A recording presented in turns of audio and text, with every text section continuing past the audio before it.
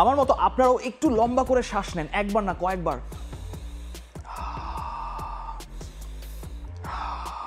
শ্বাস নিয়ে ফেলছেন, এবার আমাকে ফলো করেন। Absolute cinema. মঙ্গলবার রাতে চ্যাম্পিয়ন্স লিগের কাহিনী বলার জন্য এর চাইতে অ্যাপ্রোপ্রিয়েট ভাষা আর কিছু আছে কিনা আমার তা ডিকশনারিতে জানা নাই। বেনফিকার মাঠে 9 গোলের পাগলাটে একটা ম্যাচ, লা রেমন্তাদা অফ অল রেমন্তাদাস এবং কমেডি অফ এরার্স। মেট্রোপলিতানোতে সিমিওনের আথলেটিকোপনা, সপ্তম স্বর্গে লিভারপুল এবং আরো অনেক কিছু। লম্বা করে যেহেতু দমটা নিয়ে ফেলেছেন, চলুন সেই ক্রেজি চ্যাম্পিয়ন্স লিগের রাতটা আরেকবার রিওয়াইন্ড করা যাক। সব বাস্তব অবাস্তব আর পরাবাস্তব মিলেমিশে একাকার হয়ে গিয়েছিল এই বেনফিকার এস্তাদিও দে লা লুজে। Barcelona was once down to 4-2 আর সেই ম্যাচ তারা 5-4 গোলে জিতে শেষ করেছে। চ্যাম্পিয়ন্স লিগের ইতিহাসে এই স্কোর লাইন আগে কখনোই কোনো ম্যাচ এভাবে শেষ হয় নাই এবং সেটাও আসলো বার্সেলোনার কল্যাণে। আর চ্যাম্পিয়ন্স লিগের ইতিহাসে এমন ঘটনা এর আগে একবারই ঘটেছে যেখানে একটা দল 4 গোল খেয়েও ম্যাচ জিতে শেষ করেছে বার্সেলোনা। এবার সেই দ্বিতীয় দলটার নাম, আগের দলটা ছিল বরুসিয়া ডর্টমুন্ড, কিন্তু বার্সেলোনাতেই থাকা দরকার। যেই বার্সেলোনার মুড সুইং আপনাকে আরেকবার মনে করে দিচ্ছিল যে ঠিক এই মাঠেই সেই ভুতুরে রাতের কথাটা, সেই লিসবন, সেই বেনফিকার স্টেডিয়াম। 8-2 সেবার প্রথম মাঠে 4 গোল হজম করে ফেলেছিল বার্সেলোনা। 4.5 বছর পর বেনফিকা দিল 3টা, বার্সেলোনা মাত্র 1টা। ভ্যাঙ্গেলিস পাভলিদিস 30 মিনিটের হারিকেইন ঘটায় দিলেন এই গ্রিক ফুটবলার। 12 বছর পর প্রথম কোনো গ্রিক ফুটবলার যিনি চ্যাম্পিয়ন্স লিগে হ্যাটট্রিক পেলেন এবং সেটাও এই 30 মিনিটের ব্যবধানে। চ্যাম্পিয়ন্স লিগের ইতিহাসে তৃতীয় দ্রুততম হ্যাটট্রিক ছিল এই পাভলিদিসের হ্যাটট্রিকটা। বার্সেলোনার সামনে এই ম্যাচ থেকে আস্ত বের হওয়ার রাস্তা আস্তে আস্তে মিলিয়েই যাচ্ছিল, কিন্তু তার আগে কেন এই ম্যাচটা অ্যাবসলিউট সিনেমা হয়ে উঠলো সেটা নিয়ে একটু কথা বলা তো অবশ্যই দরকার। ভয়েচেক শেজনির ম্যাচ ডের সকালে ঘুম থেকে উঠে মনে হলো তিনি আজকে গজনির আমির খান হয়ে উঠবেন। ম্যাচের যে কমেডি অফ এরর্স সে কারণে তিনি গোলকিপিং ব্যাপারটাই মনে হয় গজনির মতো ভুলে গিয়েছিলেন এবং সেটার মূল নায়ক এই পোলিশ গোলকিপার। অথচ এই লোকের হয়তো এখানে থাকারই কথা ছিল না টের স্টেগান যদি ইনজুর্ড না হতেন। ভদ্রলোক নিজের অবসর এনজয় করতেছিলেন। বার্সেলোনার ডাক্তার উপেক্ষা করা যায় না, তিনি বার্সেলোনা ক্লাবে আসলেন, বসে থাকলেন প্রায় 4 মাস নিজের ডেবিউর জন্য। মাদ্রিদের ম্যাচে লাল কার্ড দেখলেন আর চ্যাম্পিয়ন্স লিগের ডেবিউতে এমন একটার পর একটা হাউলারের পর হাউলার। অথচ তাকে আপনি অত দোষও আসলে দিতে পারেন না। ইউভেন্তুস কিংবা আর্সেনাল কিংবা রোমাতে কখনোই তাকে সুইপার কিপারের রোলটা প্লে করতে হয় নাই এবং বার্সেলোনার এই হাইলাইন ডিফেন্সের সঙ্গে তাল মেলাতে তাকে রীতিমতো খাবি খেতে হয়েছে পুরো ম্যাচে। পাভলিদিসের সেকেন্ড গোলটা কনসিড করার সময় একবার বার্সেলোনা হাইলাইনটা দেখেন। ওতামেন্দি যে লং বলটা খেললেন বার্সেলোনার ডিফেন্ডিং লাইনের পেছনে, তার সঙ্গে শেজনির ডিফেন্ডিং লাইনের সঙ্গে শেজনির দূরত্বটা দেখেন। বলটা এমন একটা জায়গায় খেলা হলো সেটা কাভার করতে শেজনিও দৌড়াচ্ছেন, বালদেও দৌড়াচ্ছেন। শেজনি বলটা ক্লিয়ার করতে যাচ্ছিলেন ঠিক আছে, কিন্তু প্রায় বালদেরই ভবিষ্যৎ অন্ধকার করে দিচ্ছিলেন আরেকটু হলে শেজনি।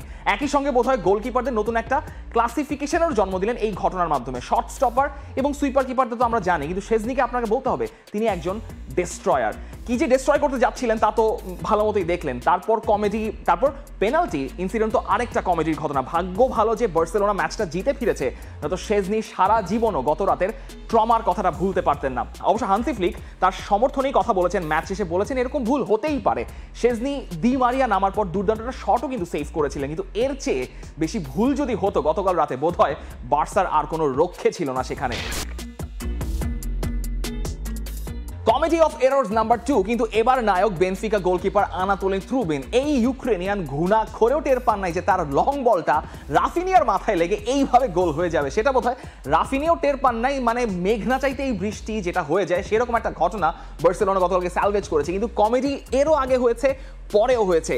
আরাউহোর ওন গোলটা বোধহয় তার পোড়া কপালের একটা অদ্ভুত নিদর্শন, যেটা তিনি এর আগেও প্রচুর ঘটনা ঘটিয়েছেন। কিন্তু এর আগে বেনফিকা এরকম লিড ধরে রেখেও 2বার পেনাল্টি কনসিড করলো। আর পেনাল্টি হলে হুমুজিউ সামন, রবার্ট লেভানডফস্কি পেনাল্টি কনভার্ট করলেন প্রথমবার, দ্বিতীয়বার। সঙ্গে আরেকটা রেকর্ডের ভাগিদার হলেন গতকাল রাতে। এর আগে 19টা স্পট কিক থেকে গোল করে রোনালদো ছিলেন সবার উপরে, তবে লেভানডফস্কির নামটা তার পাশে এখন বসে গেছে। তবে অন্য যে কারো চাইতে তার অ্যাকিউরেসি, অর্থাৎ লেভানডফস্কির অ্যাকিউরেসি সবচেয়ে বেশি। 20টা স্পট কিক থেকে 19টাতে তিনি গোল করেছেন 94.7% অ্যাকিউরেসিতে। এবং গতকাল রাতে এমন ক্রুশাল ক্রাঞ্চ মোমেন্টে লেভানডফস্কি স্পট কিক থেকে গোল যদি মিস করে যেতেন, বার্সেলোনার শিবিরে করুণ আরেকটা আর্তনাদ শোনা যেত গতকালকে। বার্সেলোনা যে ম্যাচগুলোতে হেরেও যায় সেই ম্যাচগুলোতেও নিজেকে উজাড় করে দিয়ে খেলেন Pedri. He put on yet another master class from the midfield. Tight স্পেসে বল নিয়ে বেরিয়ে যাওয়াটা আপনাকে মনে করে দিবে সেই প্রাইম জাভি এর্নান্দেজের কথা। আর তার precise pin point delivery is world class and beyond. দূর থেকে একবার যে শটটা নিয়েছিলেন ত্রুবিনের কারণে গোল পাননি, কোন দিকে একটা চমৎকার বল সাপ্লাই দিয়েছিলেন, তবে তার সাবলাইম ডেলিভারি থেকে ওই ইকুয়ালাইজিং গোলটা এলো এরিক গার্সিয়ার হেডারে। Pedri is Barcelona's eternal lungs, মানে ফুসফুস। কিন্তু এই মৌসুমে পেদ্রি, গাভি, এমনকি লামিন ইয়ামালের ভিড়ে যারা বার্সেলোনার ডিএনএটাকে মনে প্রাণে শয়ন স্বপনে ক্যারি করেন, তাদের চাইতে বড় দিলের বড় হৃদয়ের মানুষ হইলেন রাফিনিয়া। হান্সি ফ্লিকের এই বার্সেলোনার প্রাণ হচ্ছেন এই ব্রাজিলিয়ান। জীবনের নতুন একটা মানে তিনি খুঁজে পেয়েছেন এই মৌসুমে বার্সেলোনার হয়ে, যেই জীবনটা এতটাই সতেজ, এতটাই সাহসী, যেটা বার্সেলোনাকে খাদের কিনারা থেকে উঠিয়ে আনছে, গতকাল রাতেও ওঠালো। এমন লা রেমন্তাদা সম্ভব হয়েছে এই রাফিনিয়ার কারণে। প্রথম গোলটা না হয় একটা ঝড়ে বক মরেছে, কিন্তু ফেরানের লং বলটা ধরে তিনি যেভাবে দৌড়ালেন, ত্রুবিনকে রং ফুটেড করে ফিনিশ করলেন, বৃষ্টিতে ভেসে যাওয়া লা লুজের মাঠে ডাইভ দিয়ে আবেগে ভাসিয়ে দিলেন পুরো বার্সেলোনাকে। আপনি হান্সি ফ্লিককে দেখেন না, তিনি এমনটাই মানে গোলটোল হলে খুব নির্জীবভাবে তিনি ডাগা উঠে দাঁড়িয়ে থাকেন, কিন্তু তিনি গতকালকে পাগলায় গেলেন। নিছক শিশুর মতো যেভাবে বৃষ্টিতে ভিজে আনন্দ করা যায়, গাভি উঠে গেলেন তার পিঠে। আর এইদিকে বাকি সবাই ঘিরে রেখেছেন সেই রাফিনিয়াকে। Raphinha is Barcelona and his heart beats the strongest for the team. ওইদিকে বেনফিকা পেনাল্টি পাবে কি পাবে না সেটাও তখন আরেকটা নাটকীয়তা চলছে, কিন্তু সেটা যখন নিশ্চিত হয়ে গেল একটা ঐতিহাসিক জয় নিয়ে, তখন রাফিনিয়ারা মাঠ ছাড়লেন। অ্যাবসলিউট সিনেমা মোমেন্ট তখনও শেষ হয় নাই। ব্রুনো লাশ মাঠে এসে বেনফিকার প্রত্যেকটা প্লেয়ারের দিকে তাকিয়ে রাগে ক্রোধে ফেটে পড়েছেন, যেন সব কয়টাকে পশ্চাতে বেদ দিয়ে পিটাবেন হেডমাস্টারদের মতো। বেনফিকার ডাগ আউটের ভেতরে রাফিনিয়ার সঙ্গে হাতাহাতি হচ্ছে স্টাফদের সঙ্গে, পুলিশ এসে তাদেরকে আলাদা করেছে দুই পক্ষকে। তবে রাফিনিয়াও কম যান না, কড়া একটা স্টেটমেন্ট দিয়েছেন তিনি মুভি স্টারকে। ক্লাবের ওপর কোনো অপমান হলে তিনি কখনোই সেটা সইবেন না, এবং প্রয়োজন হলে সবচেয়ে গর্হিত কাজটা করতেও তিনি প্রস্তুত, সেটাও বার্সেলোনার জন্য। অথচ এই মানুষটাকে বেঁচে দেওয়ার জন্য, বলির পাঠা বানানোর জন্য উঠে পড়ে লেগেছিল আশ্চর্য এক বার্সেলোনা বোর্ড। যারা জানে না বার্সার এই দুর্দশার শেষটা কোথায়, কিন্তু সব দুর্দশা বার্সা ভক্তরা ভুলে যান রাফিনিয়ার এই পারফরমেন্সের কারণে। He is not even a finisher, he is not playing in his strongest zone. তারপরও 25 গোল আর 9 অ্যাসিস্টের সিজনে Raphinha has been a bigger কুলে দেন এভরিওয়ান এলস। এলেন রোডে রেলিগেশন এড়ানোর পর যেই ভদ্রলোক হাঁটু গেড়ে মাঠে হেঁটে বেরিয়ে উপরে যিনি আছেন অর্থাৎ উপরআল্লাহকে তাকে ধন্যবাদ দেন, এই মানুষটা এই রাতটা উপহার দেওয়ার জন্য বার্সা ভক্তদের রাফিনিয়ারকে কুর্নিশ করা উচিত আজীবন জুড়ে। কিন্তু ওয়েট, অ্যাবসলিউট সিনেমা কিন্তু এখানেও শেষ হয় নাই, সেটার প্যারালাল সিকুয়াল চলেছে রিয়াদ এয়ার মেট্রোপলিতানোতে। বিশ্বাস করেন, হাফ টাইম স্কোর লাইনে দুইটা লা লিগার দলই কিন্তু হাইরা যাচ্ছিল, আর হারবেই বা না কেন। বার্সেলোনা 3-1 পিছায় আছে, আর আতলেতিকো নিজের পায়ে গুলি করে একটা লাল কার্ড দেখে বসে আছে 23 মিনিটের মাথায়। বারিওসের ওই লাল কার্ডের পর শাবি আলোনসোর গিফটেড বায়ার লেভারকুজেন সাইডের এগেনস্টে তাদের খেলতে হবে আরো 67টা মিনিট। আনমার্ট হিম কাঁপিয়ে একদম মখমলে একটা হেডারে লেভারকুজেনকে এগিয়ে দিয়েছেন ফার্স্ট হাফের ঠিক আগে দিয়ে। টানা 12টা জয়ের সুবাতাস পাচ্ছেন শাবি আলোনসো। ম্যাচে তো লেভারকুজেনেরই নাকি, সেটাই তো মনে হওয়ার কথা। 10 জনের আতলেতিকোকে তো ফুৎকার দিয়ে উড়িয়ে দেওয়া যাবে, সেটা বোধহয় অনেকেই তখন ভাবছিলেন।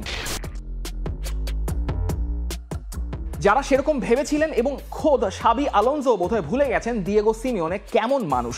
সিমিওনের ক্যারিয়ারের শেষ দিকে গিয়ে তাকে মাঠে পেয়েছিলেন শাবি, দুইজনেই পড়তেন 14 নম্বর জার্সি। মাদ্রিদের হয়ে যখন খেলতেন আতলেতিকোর ডাগ আউটে এল চোলো, তার সব সেনারিগান্স, সব কাণ্ড কীর্তি শাবি আলোনসোর স্মৃতিতে থাকার কথা ভালো মতোই। কিন্তু যেহেতু তিনি এতদিন মাদ্রিদের শহরে আসেননি, একটু স্মৃতিভ্রম হওয়াটাও আবার অস্বাভাবিক কিছু না। আতলেতিকোর সঙ্গে যখন আপনি খেলতে নামছেন, আপনি শুধু ফুটবল খেলে দলটার সঙ্গে পার পাবেন না। এই মৌসুমে সেকেন্ড হাফে আতলেতিকোর উপর যে প্রেতাত্মা ভর করে, সেটা আর যাই হোক ফুটবল খেলে সেটাকে হারানো সম্ভব না, সেটার আরেকটা নিদর্শন গতকালকে দেখা মিলল।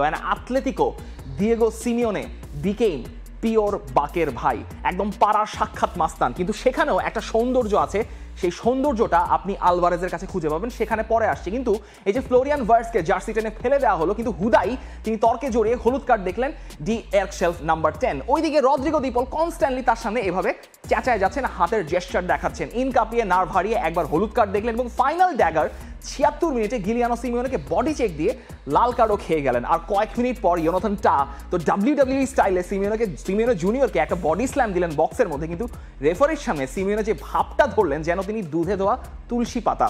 একদম বাপকা বেটা এই Giuliano Simeone, and his dad would be proud of him গতকালকের কাণ্ডগুলোর জন্য। কিন্তু সর্বনাশটা তো এর আগেই করে ফেলেছেন হুলিয়ান আলভারেজ, এবং লেভারকুজেনের গোল খাওয়ার সিকোয়েন্সটা একবার পিক আতলেতিকো মাদ্রিদ স্টাইলের goal, everything out of nothing.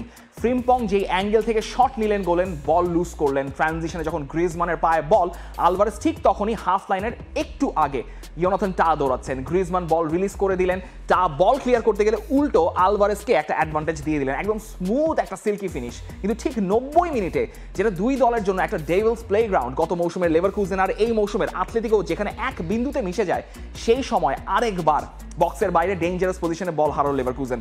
Angel কর্রেয়া, যিনি একটু আগেই মাঠে নেমেছেন সেই, এবং তিনি মৌসুমে এই অ্যাট দ্য ডেথ মোমেন্টে আতলেতিকোকে বাঁচিয়েছেন বেশ কয়েকবার, তিনি স্কোয়ার করলেন আলভারেজকে বলটা, কোভারকে কাটায় গেলেন আলভারেজ কম্পোজার না হারিয়ে, এবং ওই মোমেন্টে ইনস্ট্যান্টলি রাইট ফুটের টাচে গোল করলেন।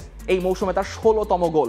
Atletico Madrid's own remontada was completed in Riyadh Air Metropolitano। আতলেতিকোর সাথে লাগতে আসলে এমনই ঘটনা ঘটে, ধস্তাধস্তি হবে, আপনি পরে গড়াগড়ি খাবেন, হাত পা ছিলবেন, রক্তাক্ত হবেন, কিন্তু রক্তাক্ত ব্যাটলে ম্যাচটা বের করে নিয়ে যাবেন দিয়েগো চলো সিমিওনে। ডাগ আউট ছেড়ে পাগলাটে একটা সেলিব্রেশন দৌড়ে আসলেন করতে করতে, কারণ সবকিছু নাটের গুরু তো তিনি।